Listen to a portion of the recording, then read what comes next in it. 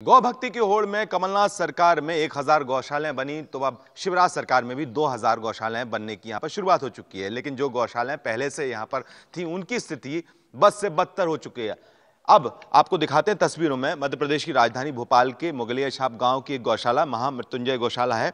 यहां पर गांव गाय जो है उनको देख सकते हैं कि तस्वीरों में कि उनकी स्थिति कितनी ज़्यादा ख़राब हो चुकी है। लगभग जो माना जा सकता है कि जो कुपोषित तौर पर अगर देखा जा सकता है कि ज़्यादातर गायें इस गौशाला में 76 गाँव में से ज़्यादातर गाय को आप देख सकते हैं कि वो खुराक पूरी नहीं मिलने की वजह से यहाँ पर इस स्थिति में आ चुकी हैं। हालांकि जो सरकार है पिछले 6 महीने से यहाँ बताया जाता है कि सरकार के जो अनुदान मिलना था वो नहीं मिला है। इस गौशाला के जो संभाल रहे हैं महामृत्युंजय गौशाला, क्या नाम है आपका? अरविंद पाटीदार। अरविंद जी, क्या स्थिति है? क्या अनुदान नहीं मिल रहा है सरकार से? क्या गायों की स्थिति बड़ी खराब हो रही है? सर, विगत 6 महीनों से हमें कोई अनुदान नहीं मिल पा रहा है। इससे कारण गौशाला की जो है घास भूसा भरण पोषण की है, ये समस्याएं सामने आती है सर। और गौशालाओं में इसके अलावा भी बहुत सारी ऐसी समस्याएं हैं हमारी में। यहाँ पे पानी की व्यवस्था नहीं है पीने के लिए, लाइट की व्यवस्था नहीं है, यहाँ पर भूसे के शेड टूट गए हैं, कर्मचारियों के भवन टूट चुके हैं।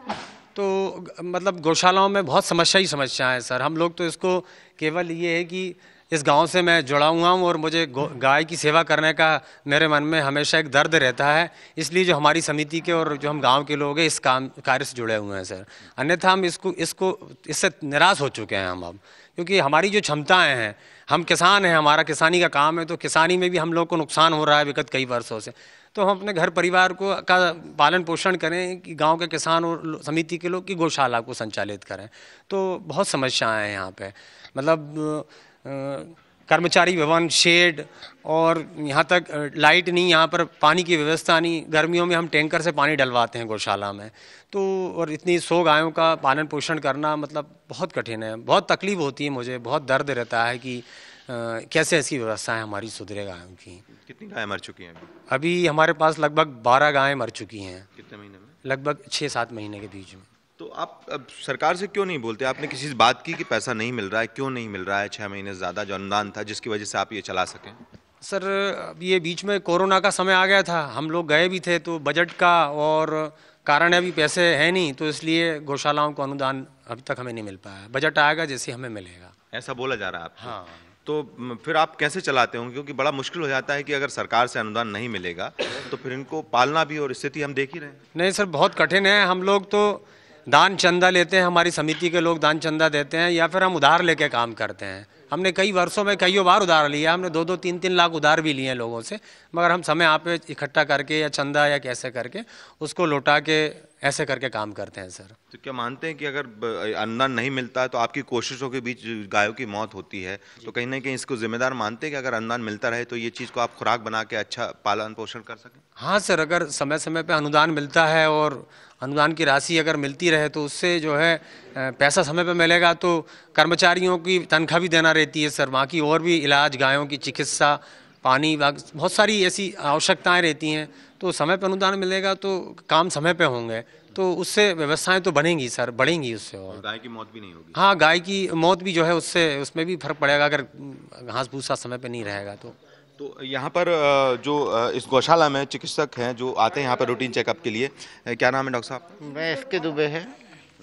आप यहाँ पर आप देख रहे हैं ना, हमने भी देखा यहाँ पर कि बहुत गाय कुपोषण कह सकते हैं, कुपोषित गाय यहाँ पर ज़्यादा हैं, ज़्यादा कमज़ोर हैं, है ना।